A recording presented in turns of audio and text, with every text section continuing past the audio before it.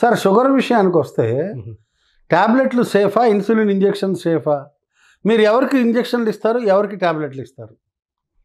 రెండింటికి తేడా ఏంటి? మామూలుగా ఇప్పుడు మనం ఉండే సైంటిఫిక్ స్టాండర్డ్స్ ప్రకారము డయాబెటీస్ వచ్చినప్పుడు ఫస్ట్ స్టెప్ వచ్చి వాళ్ళకి డైట్ గురించి అవగాహన కల్పించాలి. అసలు డైట్ అనేది మన ఇండియాలో కాన్సెప్ట్ లేదు. ఎందుకంటే చాలామంది డైటీషియన్స్ ఉన్నారు మనకి, కానీ వాళ్ళు ఎవరు మనం యూటిలైజ్ చేసుకోవటం లేదు. సో దానికి సంబంధించిన చాలా కాలేజెస్ ఉన్నాయన్నమాట. బీఎస్సీ న్యూట్రిషను, ఎంఎస్సీ న్యూట్రిషను, మన హబ్సిగూడలో నేషనల్ ఇన్స్టిట్యూట్ ఆఫ్ న్యూట్రిషను, వీళ్ళంతా మనకి న్యూట్రిషన్ గురించి కోర్సులు చెప్తుంటారు. వాళ్ళ దగ్గర మంచి బుక్స్ కూడా ఉంటాయి, చాలా బాగుంటుంది, గ్రాడ్యుయేట్ అయిన వాళ్ళు కూడా ఉంటారు. కానీ మన ఇండియాలో ఎంతమంది న్యూట్రిషన్ దగ్గరికి వెళ్తున్నారు? సో డైట్ గురించి మనం చాలాసార్లు డిస్కస్ చేసాం. కానీ డైట్లో ఎక్స్పర్ట్స్ ఎవరు అంటే ఎవరైతే ఇటువంటి రికగ్నైజ్డ్ కోర్సెస్ చేస్తారో వాళ్ళు అనమాట.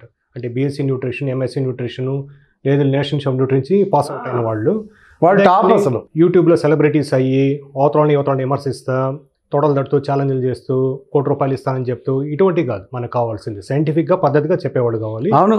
కానీ మన జనాలకి ఏంటంటే ఫ్రాంక్గా చెప్పుకోవాలంటే ఫ్యాక్ట్స్ కంటే ఎంటర్టైన్మెంట్ ఇష్టం అనమాట. సో దాన్ని ఒక ఇల్యూజన్ అంటాం, ఒక భ్రమ అంటాం. సో మనం భ్రమలోనే బయటికి తీసుకురాలేం. కాబట్టి అర్థం అయిన వాళ్ళకి నేను చెప్పదలుచుకుంది ఏంటంటే ఒక డైటీషియన్ కలవండి. వాళ్ళు చాలా వరకు హాస్పిటల్స్లో అందుబాటులో ఉంటారు. మా దగ్గర వచ్చే పేషెంట్స్ పరిస్థితి చెప్తున్నాను.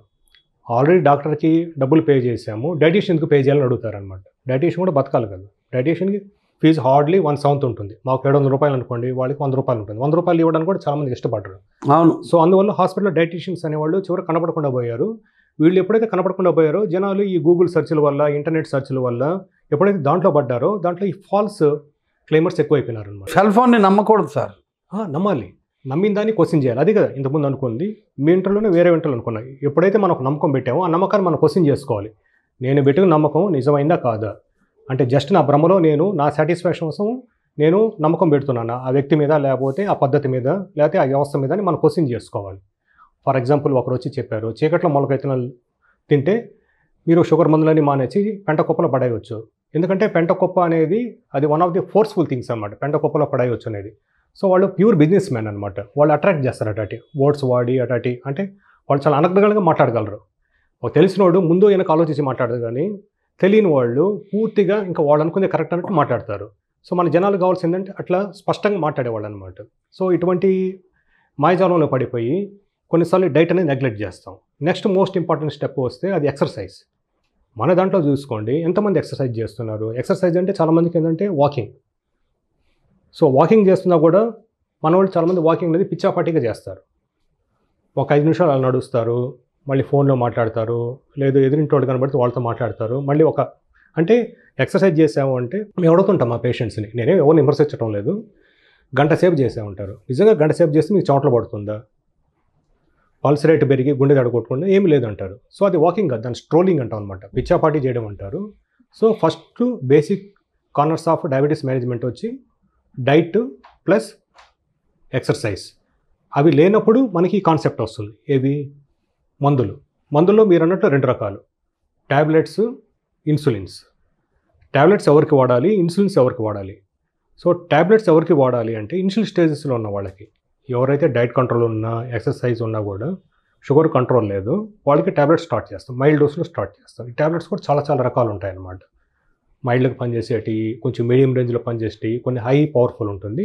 సో వాళ్ళ షుగర్ లెవెల్స్ బట్టి మేము వాటిని అడ్జస్ట్ చేస్తూ వెళ్తాము. కొంతమందికి అంటే ఇన్ని మందులు పెట్టినా వాళ్ళకి అసలు కంట్రోల్ ఉండదు, అటువంటి వాళ్ళని మేము ఇన్సులిన్కి వెళ్తాం. సో ఇది కామన్గా జరిగే type 2 diabetes.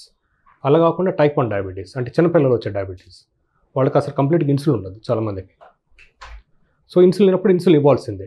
So type 1 diabetes అని నిర్ధారణ అయిన తర్వాత ఫ్రమ్ అవుట్ సైడ్ అంటే ఎప్పుడైతే వాళ్ళకి తెలుస్తుందో జబ్బు అని, అప్పటి నుంచి వాళ్ళకి ఇన్సులిన్ ఇవ్వడం స్టార్ట్ చేస్తాం. సో ఇలా రకరకాలుగా మన డిస్క్రిప్షన్ బట్టి సైంటిఫిక్గా ట్రీట్మెంట్ ఇస్తుంటాం అనమాట. ఇన్సులిన్ సేఫ్ ట్యాబ్లెట్ల కన్నా అంటారు, అది కరెక్టా? స్టేట్మెంట్ కానీ వర్డ్ కానీ జనరలైజ్ ఉండదు మన ప్రపంచంలో. ఇప్పుడు నేను everything is relative, nothing is absolute. Relative, exactly. So నేను మంచి అనుకుంది నాకు మంచి కాకపోవచ్చు ఫ్యూచర్లో, వేరే వాళ్ళకి అది చెడు కావచ్చు, వేరే వాళ్ళకి చెడు అనిపించి నాకు మంచి కావచ్చు.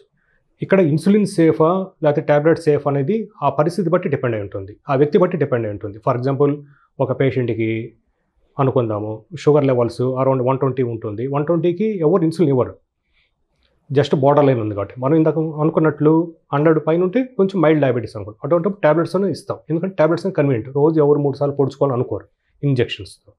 కొన్ని ఇంజెక్షన్స్ ఉన్నాయి వారానికి ఒకసారి వేసుకునేవి, అవి వచ్చి కంప్లీట్లీ సేఫ్ అనమాట. దానివల్ల బరువు తగ్గుతారు, షుగర్ కంట్రోల్ వస్తుంది, కిడ్నీస్ ప్రొటెక్ట్ అవుతాయి, బ్రెయిన్ ప్రొటెక్ట్ అవుతుంది, హార్ట్ ప్రొటెక్ట్ అవుతుంది. ఈ మధ్య ఒక సెలబ్రిటీ వచ్చారు, ఒక హిందీ సినిమా డైరెక్టర్. ఆయన అంతకుముందు 75 కేజీలు ఉండేది, మొన్న చూస్తే 55 కేజీలు ఉన్నారు. తనే చెప్పుకున్నారు, ఈ వన్స్ వీక్లీ ఇంజెక్షన్ వేసుకున్నాను, అది ఇంకా ఇండియాలోకి అవైలబిలిటీ కాలేదు, అది డయాబెటిక్ మెడికేషనే, దీనివల్ల నేను బరువు తగ్గిపోయాను, నేను చాలా బాగున్నాను. మోస్ట్ ప్రాబ్లీ అతను 45-50కి వచ్చేసాడు. But that is of level treatment అంటాం. ఎవరికైతే అవసరం లేదో, అంటే వేరే రకరకాల కారణాలు వస్తే దాన్ని ఆఫ్ లెవెల్ ట్రీట్మెంట్ అంటాము. కానీ డయాబెటీస్కి ఇచ్చే మందులు డయాబెటీస్ వాళ్ళకే వాడాలని నా విజ్ఞప్తి అనమాట.